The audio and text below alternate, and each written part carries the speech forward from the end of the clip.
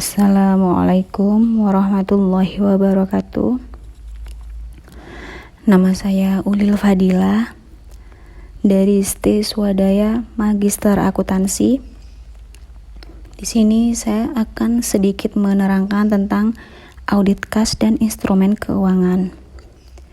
Dimulai dari jenis akun kas dan instrumen keuangan. Yang pertama, akun kas umum. Akun kas umum ini biasanya adalah sumber cash flow utama sebuah perusahaan. Yang kedua, akun impres. Biasanya sebuah perusahaan mempunyai beberapa akun yang berbeda untuk transaksi penerimaan atau pengeluaran tersendiri, yang pada akhirnya nanti akan disetorkan ke akun kas umum. Yang ketiga, akun bank cabang. Perusahaan yang memiliki beberapa cabang di daerah-daerah biasanya akan mempunyai bank cabang tersendiri untuk memudahkan identifikasi transaksi yang pada akhirnya nanti terkumpul pada satu kas, yaitu akun kas umum. Yang keempat, dana kas kecil impres.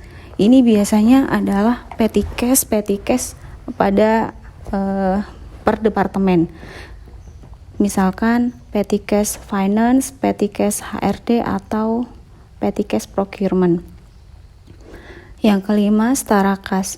Setara kas ini adalah sebuah kas yang belum masuk pada akun kas umum. Misalkan adalah biliat giro, deposito, reksadana, atau kas-kas setara yang lain. Selanjutnya, ada kas di bank dan siklus transaksi. Yang pertama, ada kegagalan menagih pelanggan. Yang kedua, penggelapan kas dengan memotong permintaan kas dari pelanggan sebelum penerimaan itu dicatat dengan menghapus akun sebagai piutang tak tertagih. Selanjutnya, salinan pembayaran faktur vendor. Pembayaran yang tidak semestinya berupa pengeluaran pribadi pejabat. Yang selanjutnya, pembiayaan bahan baku yang tidak diterima. Yang selanjutnya, pembayaran kepada karyawan untuk jam kerja yang lebih besar dari yang dia kerjakan. Yang terakhir, pembayaran bunga kepada pihak terkait dalam jumlah yang melampaui tingkat yang berlaku. Yang selanjutnya ada audit akun kas umum. Biasanya audit akun kas umum ini mengidentifikasi resiko bisnis klien yang mempengaruhi kas. Di sini ada resiko bisnis klien yang mungkin besar berasal dari ekuivalen atau setara kas sejenis investasi lainnya seperti yang sudah disebutkan di atas.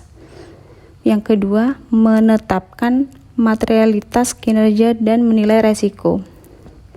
Biasanya transaksi kas yang mempengaruhi saldo itu hampir selalu sangat material. Oleh karena itu, ada potensi salah saji potensi salah saji kas yang material sering kali bisa terjadi.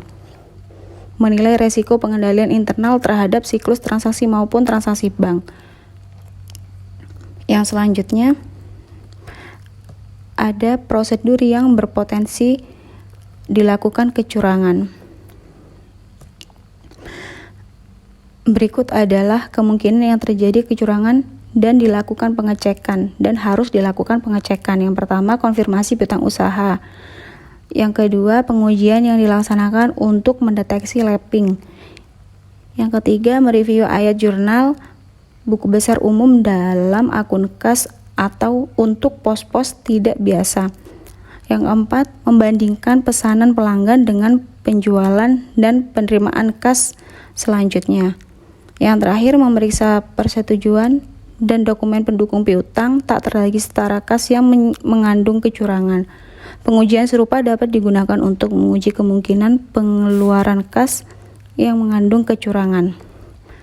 Demikian penjelasan saya tentang audit kas dan instrumen keuangan. Yang selanjutnya ada bab 23, yaitu penyelesaian audit.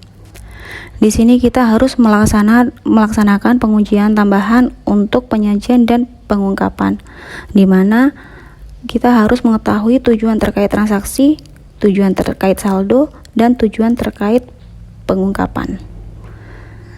Yang selanjutnya mereview kewajiban kontingensi dan peristiwa selanjutnya. Kewajiban kontingensi ini adalah biasanya terdapat potensi pembayaran di masa mendatang kepada pihak luar atau penurunan nilai aset yang dihasilkan dari kondisi sekarang. Peristiwa selanjutnya yaitu peristiwa yang memiliki dampak langsung terhadap laporan keuangan dan memerlukan penyelesaian. Ada juga peristiwa yang tidak memiliki dampak langsung terhadap laporan keuangan tetapi memerlukan pengungkapan. Yang selanjutnya yang harus kita lakukan untuk menyelesaikan audit adalah mengevaluasi hasil.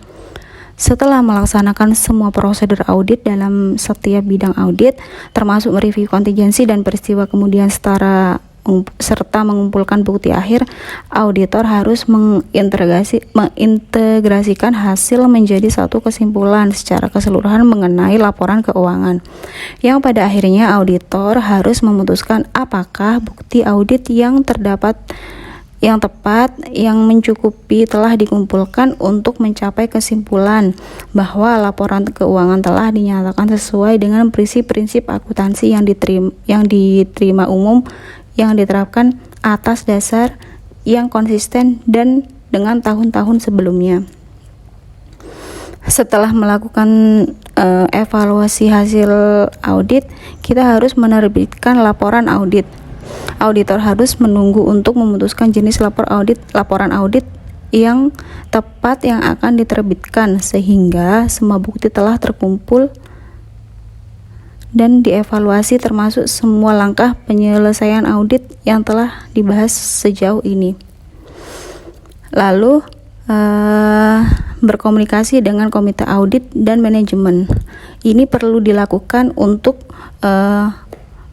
menyampaikan kecurangan dan tindakan ilegal, dan mengkomunikasikan definisi pengendalian internal, dan juga mengkomunikasikan hal-hal lain terkait dengan hasil audit yang harus dilakukan diskusi. Demikian tentang penyelesaian audit. Sebelumnya terima kasih dan mohon maaf jika banyak kesalahan dan kekurangan atas apa yang sudah saya sampaikan. Wassalamualaikum warahmatullahi wabarakatuh.